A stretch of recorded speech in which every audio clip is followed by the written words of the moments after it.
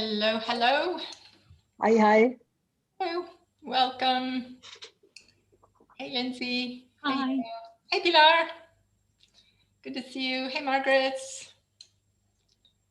Good to see you. Who else is here that my screen is not showing me? Mamadou. Hi, Laurie. Hi, Margaret. Hi, Pilar.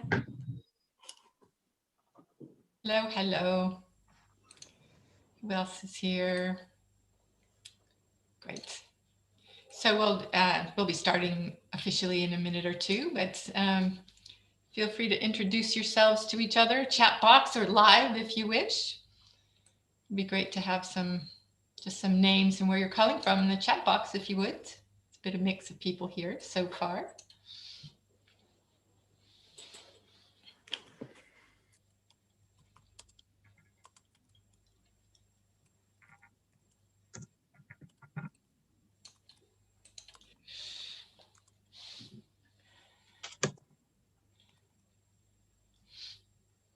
Hey, Silka, welcome. Got a nice international handful of people here from a handful of countries. Hi, Silka, nice to see you. So this is 4 o'clock. Let's get our right slide up. This is the webinar on wait, what happened to my resolutions? It's February.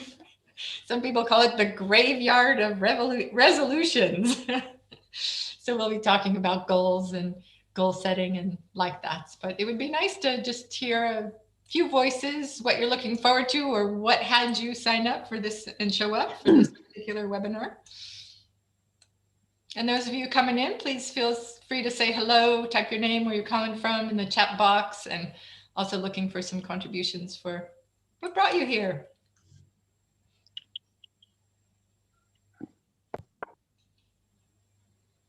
If you're willing. I can share. Can I speak or do you want me to type? Please, no, please type your name and where you're from, but speak what you're here for. Okay.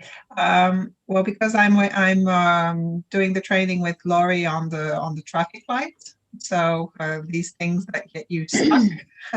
I was trying to get some background information. So looking to see it from the neuroscience perspective also, and to just bundle a bit deeper the work that I'm already doing with you, Laurie, and I'm happy to see my colleague Margaret from the group with me too. Thanks. Thanks, Lindsay, for your contribution in the chat box. Hi, Laurie. It's Sheila here. Hi, Sheila. I joined because I was on your last webinar about creating new habits, and I just wanted to say you used me as a sort of guinea pig about me drinking more water. And I just wanted to say, because of the bit of work we did on that call, I now do drink much more water every single day, just with a little push. And I think it ties in possibly with what you're going to be talking about today, is creating new habits that are easy to fit into your life, as opposed to going from one doing nothing to this great big change in your life. I think is an unrealistic goal, perhaps. So I'm interested to see what you say anyway. But thank you. I'm now drinking more water. It sounds very menial, but I need to do it. Excellent. It was a goal, right? And you've done it. Yeah. I remember you were fighting the summertime thing. Wait a minute, water's for summertime. I have to say, I've got a cup of tea with me now, but with my dinner every night, I do have a glass of water now. So. Excellent. Good for you. Welcome those of you who are just coming in. Feel free to put your name and where you're calling from in the chat box if you would. I can tell, Laurie. Yes, please, Yada. You had so much influence on me 2006, or was it 2007? And I still follow you, and I wonder how many camels you have written since. It was a fantastic sentence. I think you should tell people. I don't remember the camel. Can you remember? I remember I sat there because I drive a motorcycle myself, And then I tried to make, you know, the same as you did with your camels. And I had the drivers invited to America to drive on Harleys. Oh no. It was Yeah. no camels. The last camels I was on was in 1994, I think, in Egypt. Anyway, let's get started. Welcome, everyone. This is Wait, What Happened to My Resolutions? Because it's February, and often we're looking at what did happen to those goals and resolutions I set on the 1st of January, or at least the 1st of the year. Welcome to those. Feel free to write. Those of you who've just come in, put your name in the chat box if you would, where you're coming from. It's always nice for people to know who else is here. And let's get started. So we're going to be doing something a little bit different this time by having, I'm going to be doing a couple of surveys using a browser. So in the next couple of minutes, I'll talk about what else we'll be doing on this webinar. You might want to get yourself set up to log into another place. So have a browser available if you can. On a phone, it doesn't matter what device it is, it's just going to be inputting a little bit of data. But here's what to expect. We'll be looking at how do we fall off the wagon? How do we, you know, what happens to us? Why don't we follow through with goals? Why is it so common that we end up in February saying, hey, what happened to those goals? Or, oh, well, I give up again this year. So because it's very common, the brain doesn't really like change and goals and all that, you know, it's so busy doing other things. And we will have a couple of interactive activities, 2 surveys to fill out on Mentimeter. So I'll give you the information about that in a couple of minutes. And of course, a conversation, live conversation here with all of us as a group, but also small group conversation. So you'll be able to connect directly and have a chat with one another. And then at the end, I'll be sharing with you our Rewired to Relate program. It's about brain training for working well with others. It has brain science principles for what happens to our brain in a number of situations, mostly the emotional and reactive kind of situations, but I'll explain more about that later. So here we go. Let's go to Mentimeter. So if you would go to menti.com, or Foot is going to post in the chat if you have that handy, Foot. I also have that handy. I got to do it. If you go either, oh, we both got it. If you follow one of those links that we posted, or go to menti.com and use the code 6821629. The voting is, how are you doing with your 2021 resolutions, goals, or intentions? And there's a few options there. You have 2 choices. We'll just give people a chance to get there. I have 1 vote come in so far. Could you repeat that code, please? Yes. 6821629. Thank you. Sure.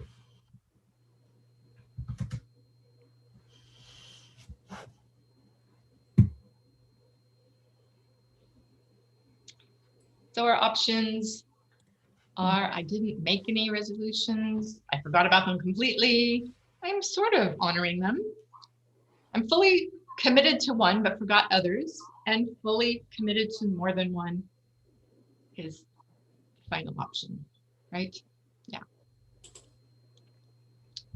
So we've got a few votes. Oh.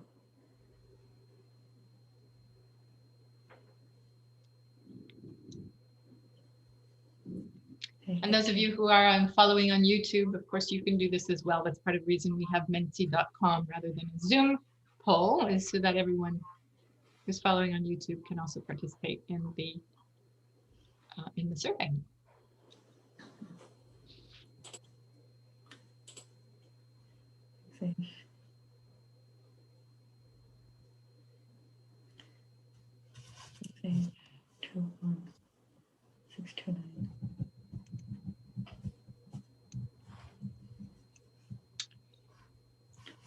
Okay, so I'm going to share that. I don't think I need to have my full screen available to me.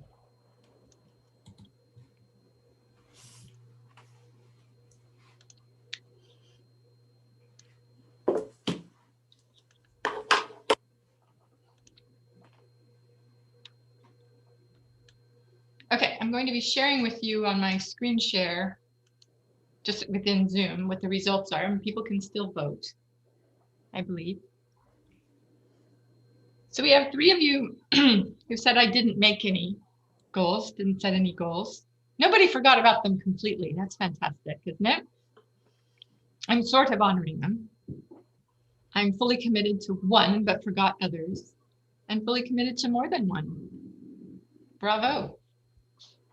Anybody want to comment on what helps you commit to one fully, or even more than one? What helps? How do you do that? When we have more than one goal, we split our attention and efforts a little bit, or sometimes if the goals are similar, it's easy to do them together.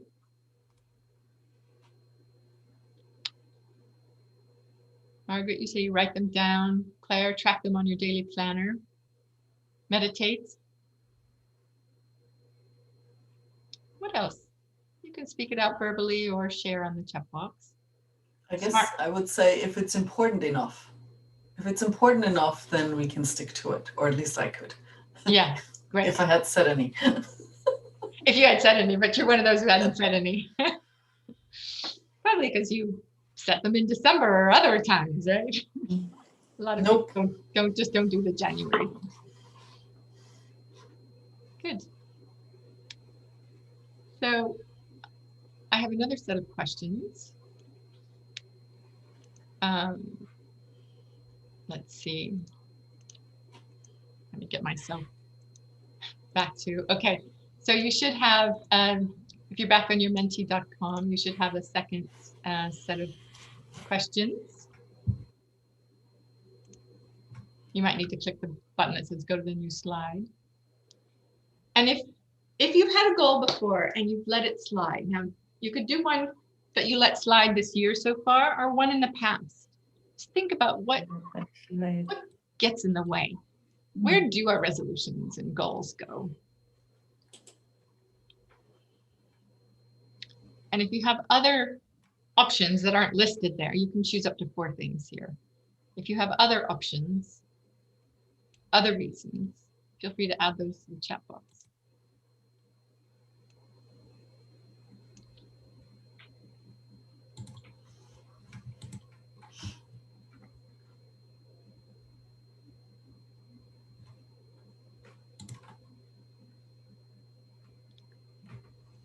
We've had 5 people vote.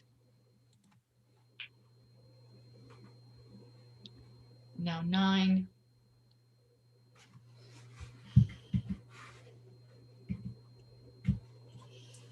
So I'm just going to show this.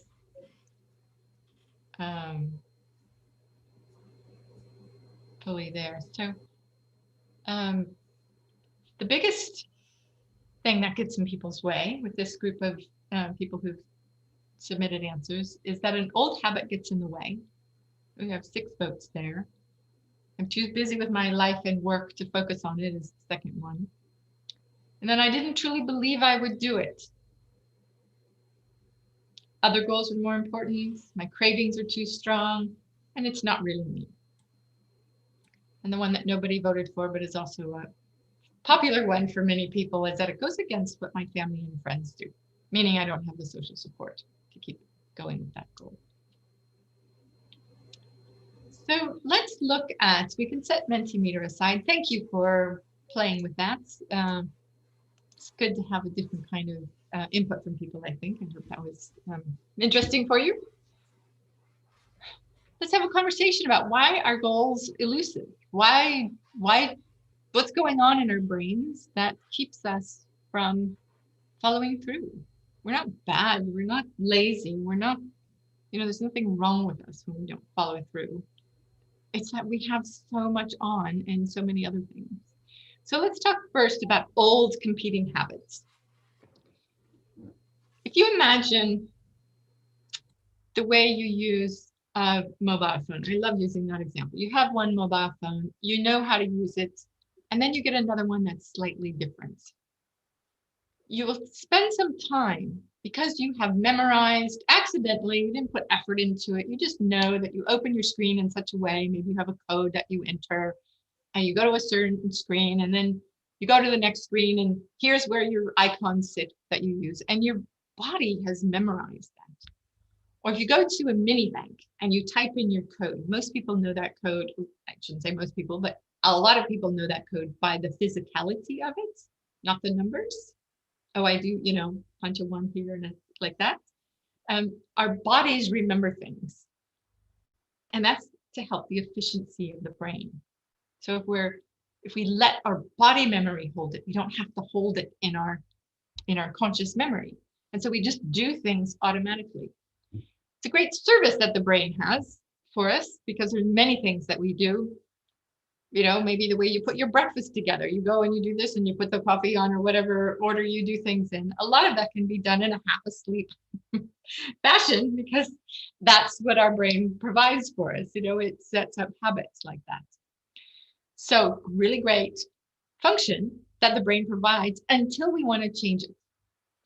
So the habits that we have are the fastest way of responding to a situation. And when we try to do something new, we have to take our conscious mind, which is quite slow compared to a habit. Go, okay, what was it I was going to do? And then do it. It takes a lot of effort to overcome those habits. And now, that's not really hard. But if we're busy doing other things, we don't have the space to slow down and think, what was it I was going to do? It's just habit. And that could be with setting appointments, that could be fixing your breakfast, that can be, what do I do from 5 to 6 o'clock in the evening, and what do I do in the morning, and so if you're setting up exercise habits at a time that's new, that takes, you've got to plan for, you really have to think and overcome old habits, which are really powerful and strong and built in. Any comments on that? Anybody notice that? I believe that was the highest scored vote that we had. Anybody want to give an example of how that happens for you?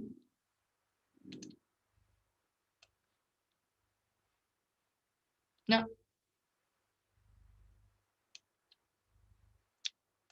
Okay. The other part of this is cravings. It's a similar thing.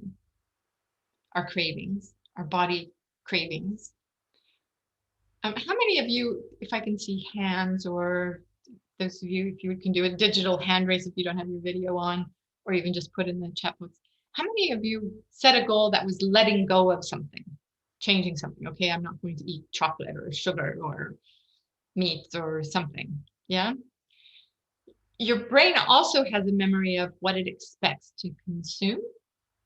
So, and we have cravings, innate cravings for salt, sugar, alcohol, loves caffeine, and especially salt, sugar, and fats. These are things that when our brain was designed, those things were hard to find. You couldn't just go to the grocery shop and pick up a bag of potato chips or crisps. You had to fight for it. You had to go find these things. And so the cravings are built in so that we go and we get fat, salt, and the sweet things, which meant fruit, which meant vitamins.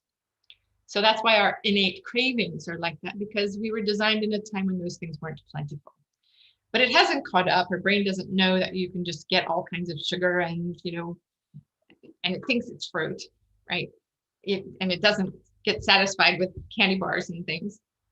But there's this also innate craving that's hard to overcome. And we also get quite habituated to things like caffeine and alcohol and certain kinds of food and like that. So when we give those things up, we need to give ourselves a little credit. Like there's so much like momentum in that direction. Body wants it, it expects it, it's used to it.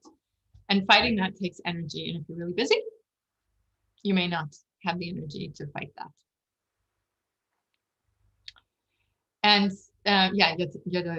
we also need to have fibers, which would be coming from other kinds of plants, wouldn't it? Right, so that was the first thing I have on my list, old competing habits. Give ourselves credit.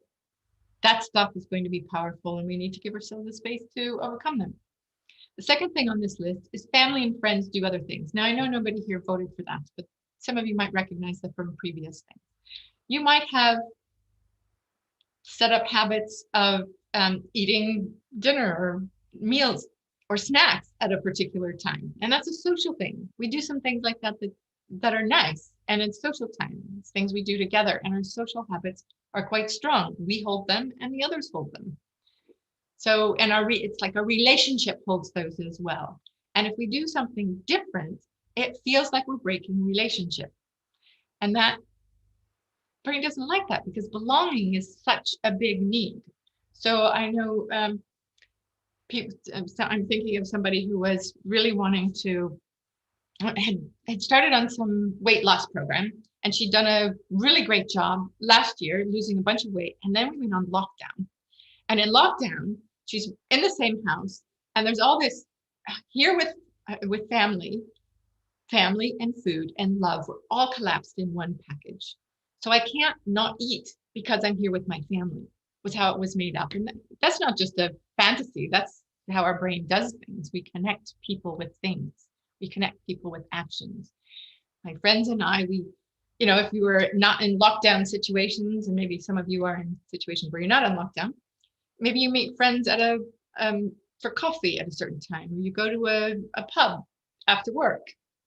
And I know in London, a lot of people do dry January. And it's so difficult for some other people who don't. It's like, wait a minute, we go to the pub in the afternoon. Well, this was last year and years before, we go to the pub after work and you're not coming. Wait, you can't do that. Why are you doing this dry January thing? It's very upsetting, because it feels like a break of relationship, because we do these things together. I don't think we give our social brain, we don't give our social brain enough credit or space either. So when you're trying to set goals, you might look and see, how's it going to impact others?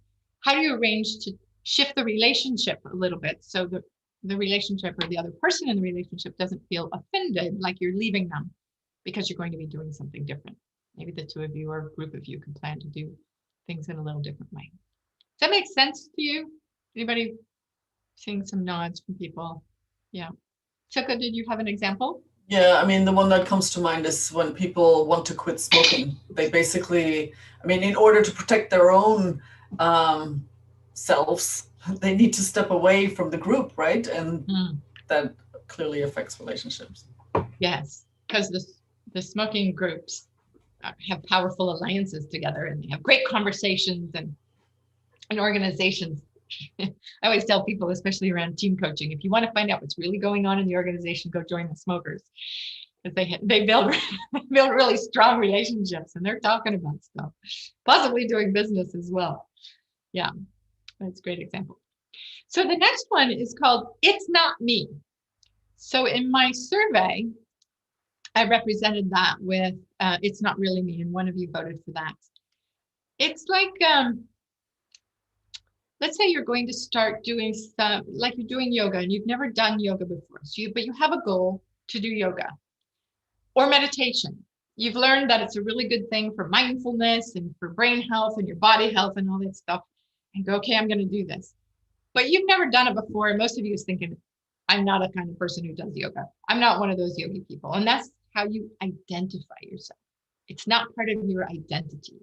And to overcome that and to start doing this thing that's not me also takes extra effort. Okay, I'm going to try this thing.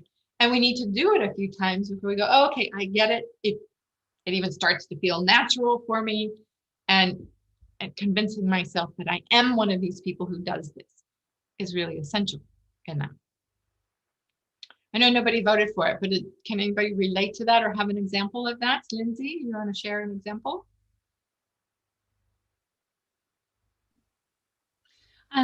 It's around the sort of yoga, the meditation, that kind of thing. I'm not that kind of girl, but I want to, but it's a bit sporadic because of that.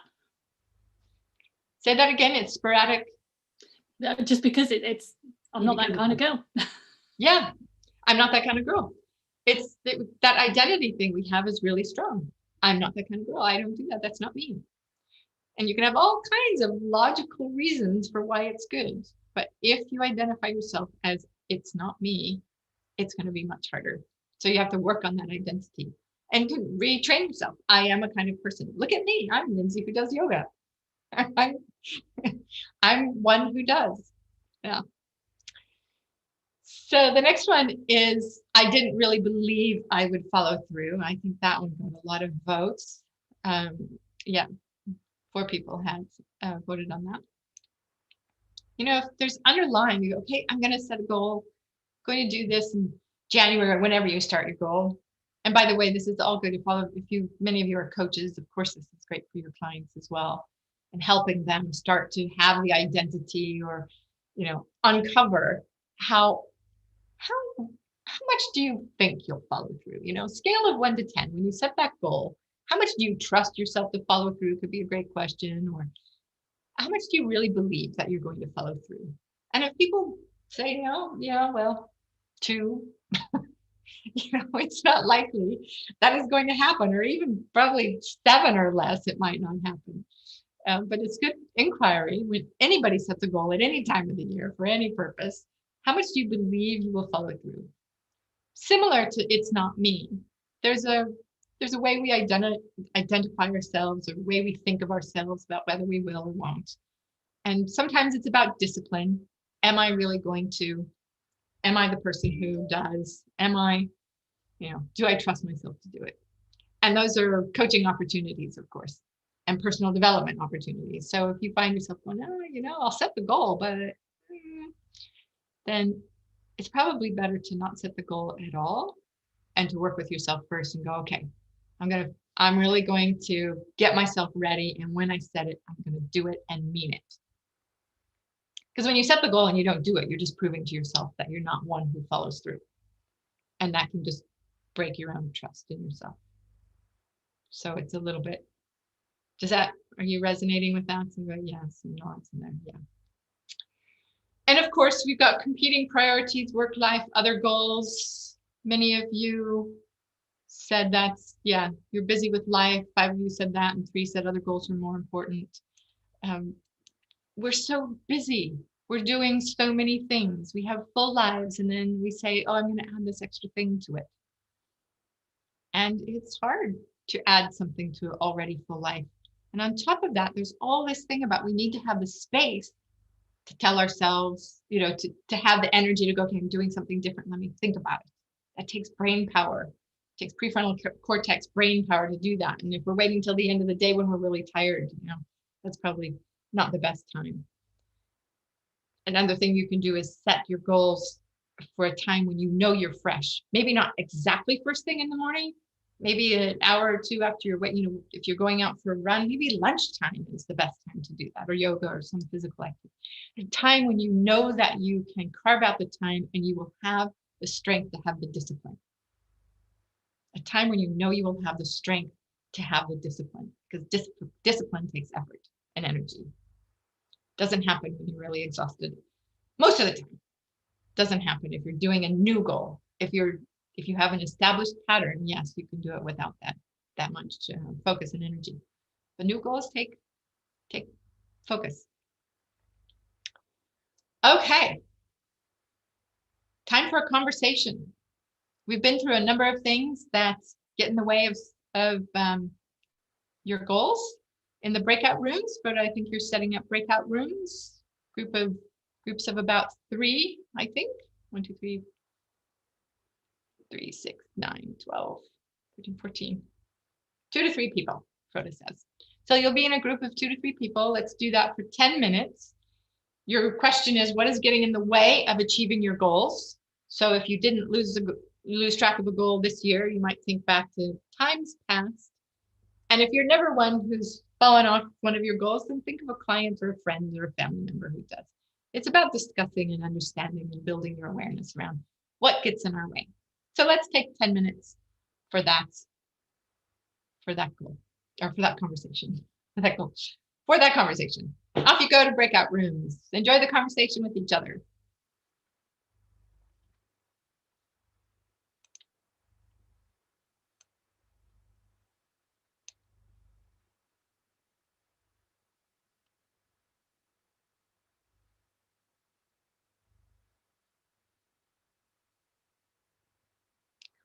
And Froda, I see that Vicky's by herself. Can you assume you're going to move her?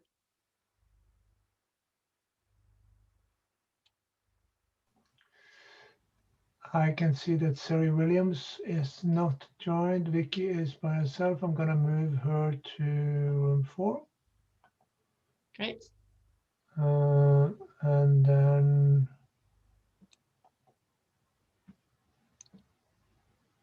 there she is. And then Eva has not joined. And Yeah. Siri has not joined, and they are off camera, so I don't know. Yeah, okay. But otherwise, everybody is at least 2 people. Great. Super. Thanks.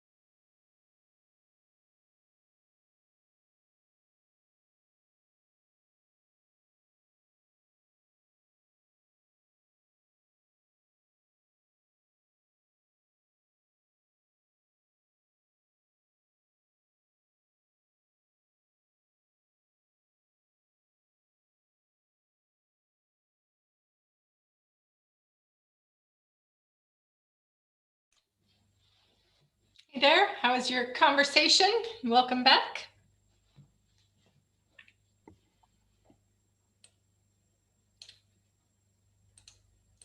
I'm curious if anybody has anything to share from, there'll be more coming back. It's, The global brain. Speaking with people from foreign countries and have new information about people and also hearing what we are doing, what is common, what is different, etc. I had a great conversation with Margaret. Great, great. Thanks, Hila. Others, how was your conversation? Anything new you're aware of? Very lively. It was very lively. We talked about how competing activities were standing in the way, how certain things just never get done that need to get done, and then you know, we don't feel good about ourselves, I think, as well as I hovered the idea of a competition with a leaderboard. Well, that did not, it's not for everybody. Instead, what we're really looking for is rewards, right? Rewards, like what can we reward ourselves with to motivate ourselves to move forward? So Yeah, I did it. I remember when I was giving up sugar, it was like another biscuit cookie I didn't eat. Yeah. Being able to celebrate that and celebrate in a way that doesn't break the thing that you're trying to change. Good. What else? Anybody else want to share what you talked about? Hey, Steve. Yeah, you want to go? Yeah, I want to share what Sheila came up with, actually, because it's that thing about the difference between want to and ought to, or should. You know, should. And it's, you know, and the question that that was kind of the first thing that Sheila said, and that kind of summed it all up, really. The thing that stops you is that you don't want it enough, or you haven't found a way to make that compelling enough, I guess. So for me, it's kind of like, well, how can I turn an ought to or a should into a want? Yes. And the classic one, if I'm given a book for Christmas, which I've been given 3, and I haven't read any of them yet, and I really ought to, because they were given with love and you know, intent, and there's a massive ought to read them there, but I haven't. Yeah. And what if you gave yourself the choice? Maybe I don't have to. Yeah. I was also using the example of giving up smoking, which I did many years ago, and you know, it was on my list for a number of years, but it was an ought to. I ought to give up smoking, and it was only when I got to the I really want to do this that I did it, because I think a lot of the things possibly on our list are things we feel we ought to be doing, like I ought to be doing yoga, or I ought to be getting fit, or I ought to lose some weight. And until it's a real desire that comes from deep within you, I think, you know, you're just ticking a box rather than it being a real, a want. And so I think timing comes into it as well. The timing's got to be right for you. Yes. Yeah, that's right. And maybe it's okay that we think about something for several years. You know, warm up to the idea. Thanks. Other ideas?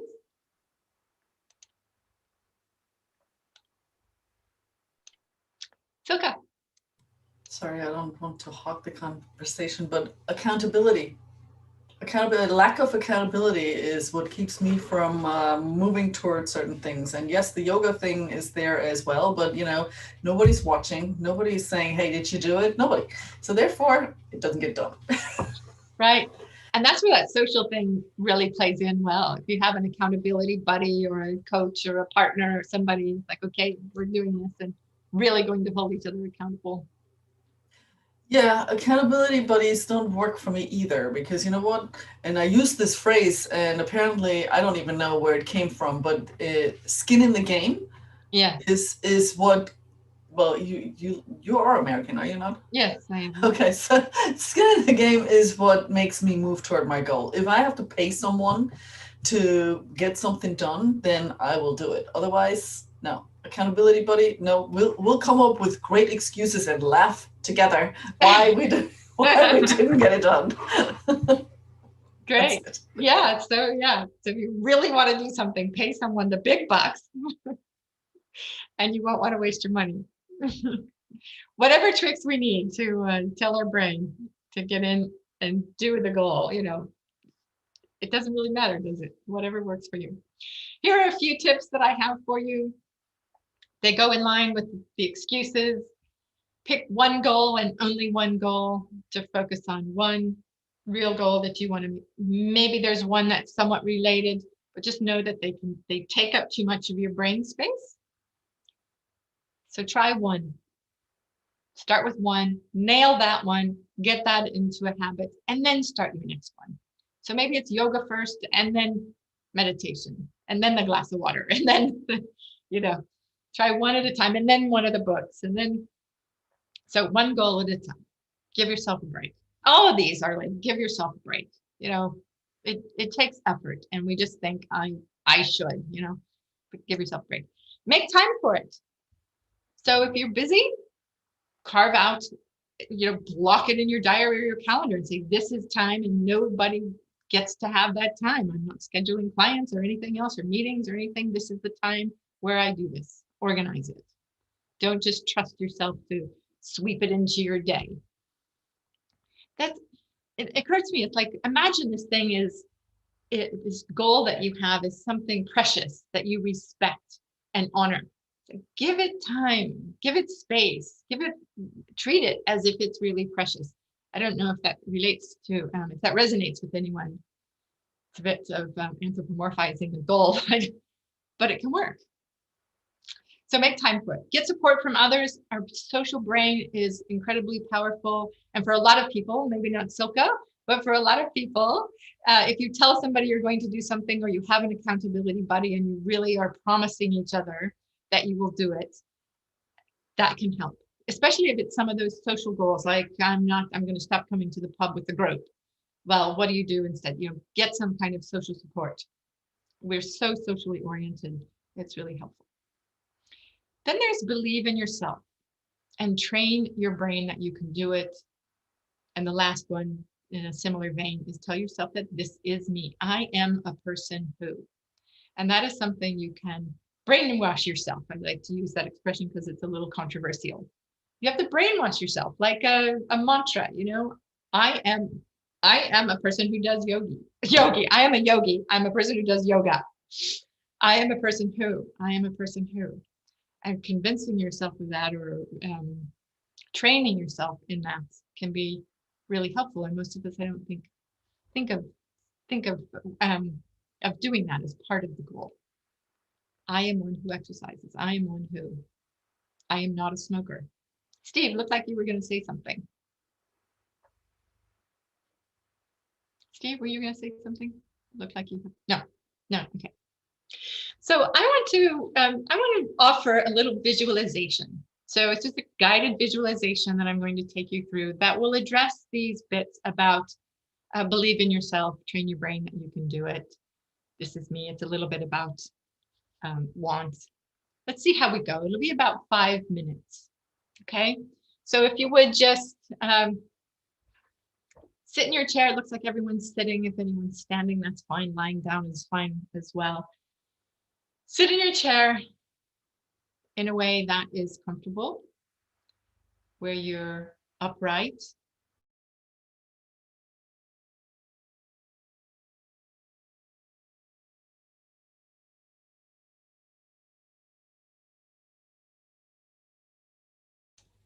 Yeah, sorry, I went on mute there for a moment. Apologies. I muted everyone and then muted myself. Apologies for that. Okay. In your chair, upright. The upright is about blood flow. It's not about being stiff. So you want your spine to do the work and your muscles to relax. As we relax, we're able to tap into different parts of our brain, hear different messages that are going on in your head. And by the way, as we start relaxing, make sure that you have a goal that you want to focus on. Something possibly that's just a little outside your reach. Something you haven't That's on the ought to list or the should list. So just make sure you have that in your mind. And then let yourself just relax. Let your muscles just soften. Take a couple of deep breaths.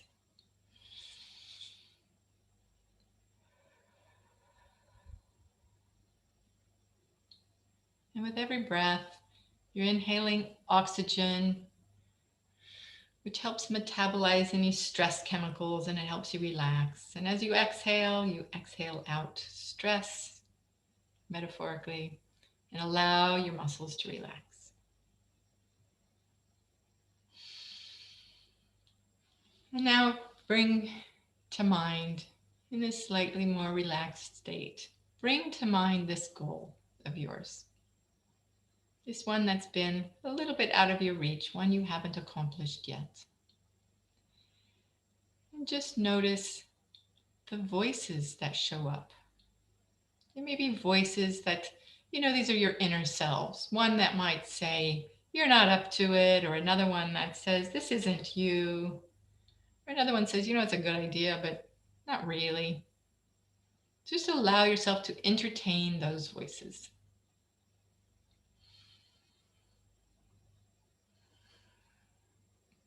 They're probably coming from old memories or old parts of your brain or other concerns. And they are not rules. You don't have to follow them. So imagine you can take that voice or voices and line them up somewhere. The individual, just set them aside. These guys are trying to help you. They're trying very hard for some reason. You don't need to even know why right now. They're trying to help you. So for right now, you just say, thank you very much for your help. Thank you for your help, but I'm going to look for some other voices for this round, for this goal. So give them permission to just quiet down and sit on the sidelines. And now tune in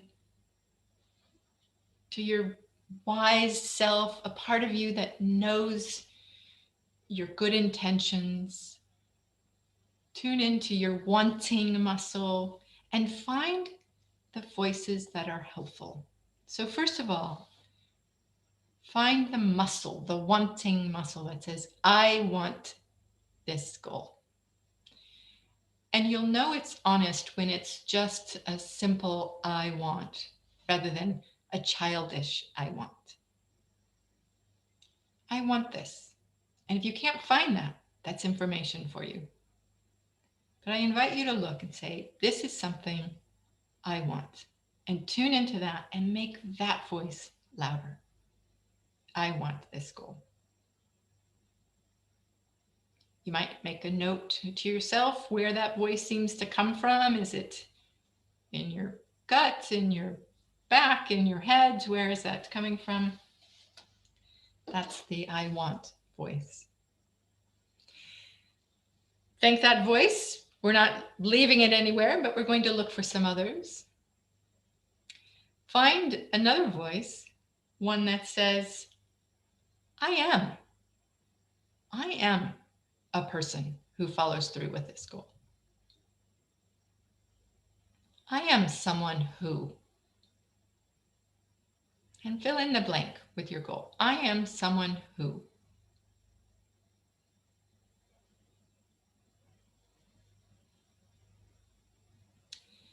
And again, repeat that so it feels comfortable, not like a child trying to convince someone, but it's a comfortable, true, honest voice. I am someone who.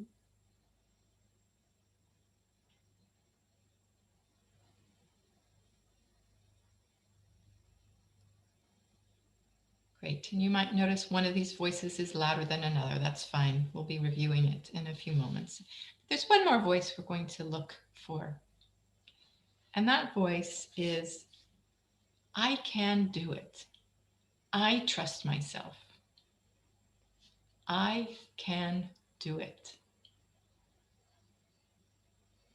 Again, not a child's version of that, but the adults, yes, I can. I trust myself and I can.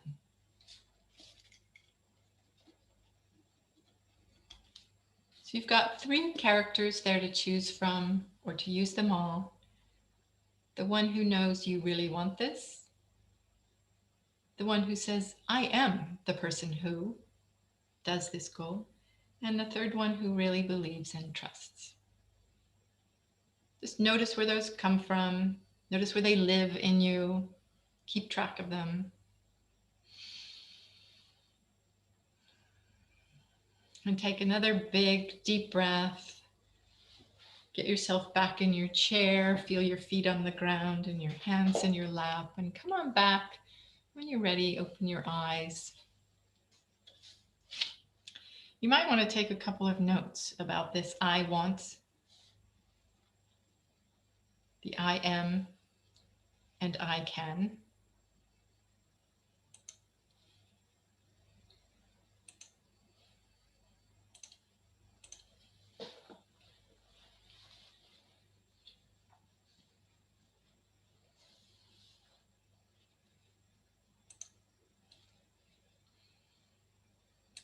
And I'd love to hear a couple of shares. You can unmute yourself.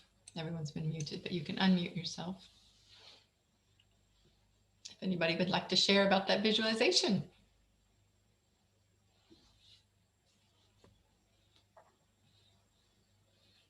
Claire.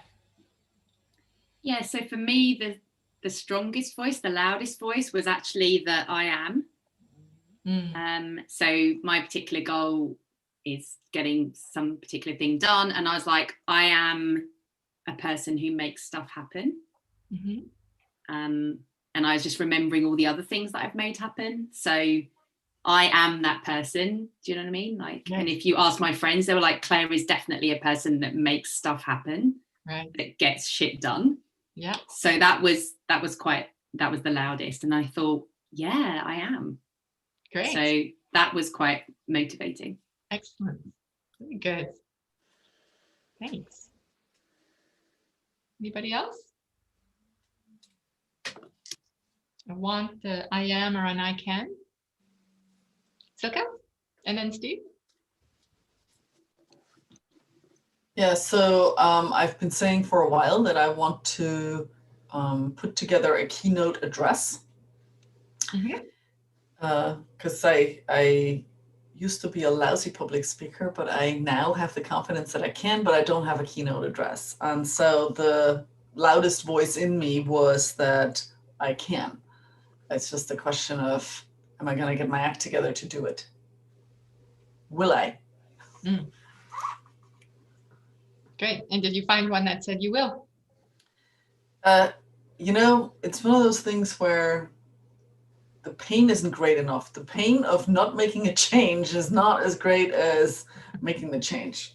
Okay. Or you know what I mean, right? Yes. Yeah. So yeah. The pain of making a change is great. Yeah. Okay. Yeah. Okay. I'll get there. You'll get there. You trust yourself. You'll get there. Steve, what were you going to say? Go back to my books I was given for Christmas. Yes, I was wondering if you might be focusing on them. It was in my mind, so it probably came up quite quick.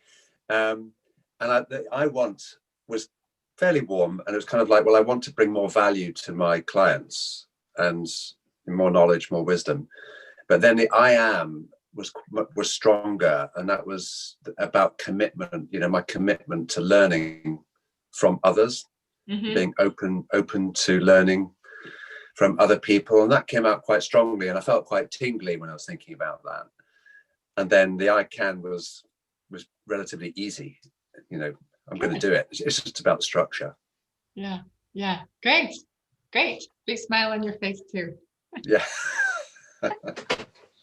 Good.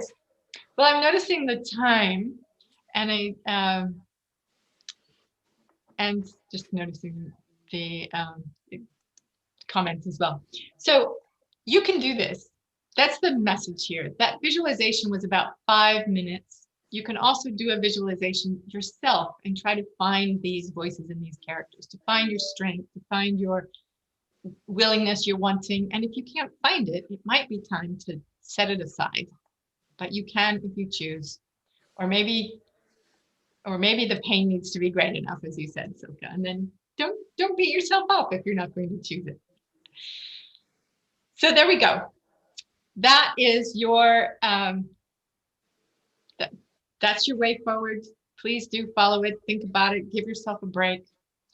And if you want to write in the chat box the thing that you're going to do, that would be great. It's like publicly announcing it and helps your brain also know, hey, I am the person who's going to do this.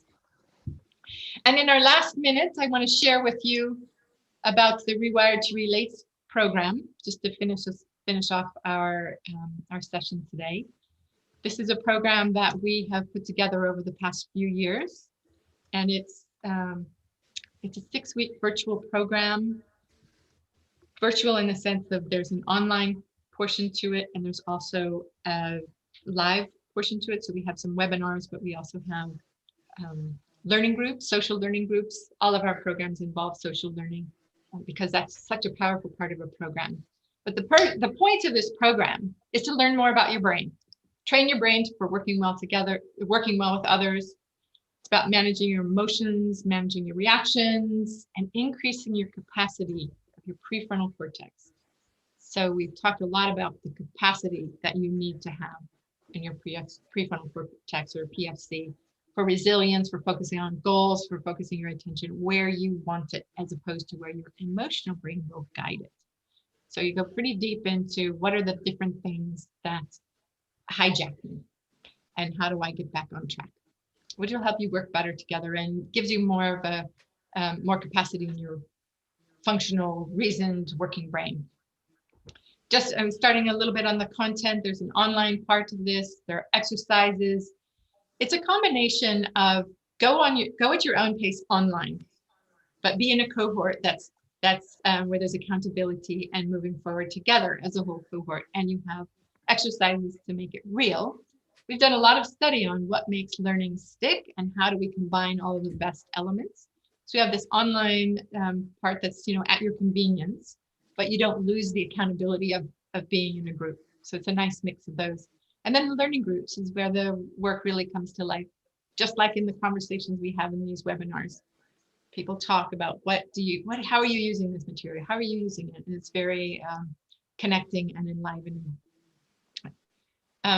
The program's for anyone who works with anyone else. It's for coaches who want to learn a little bit of neuroscience to help their clients, but it's really personal development. It's about you.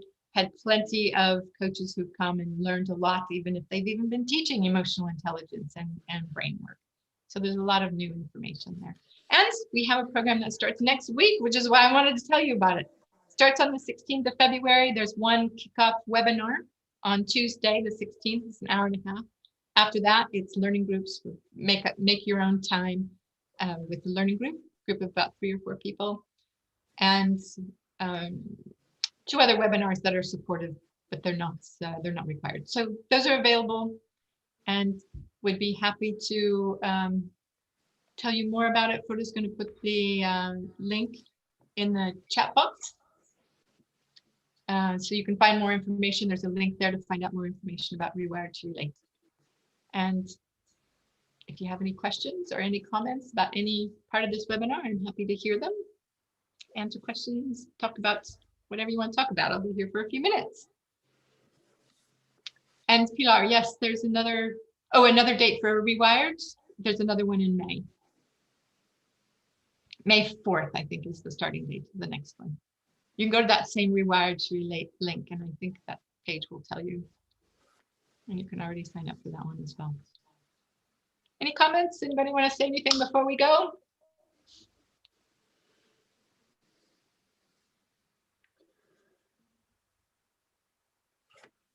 Well, I'd like to say thank you, Laurie.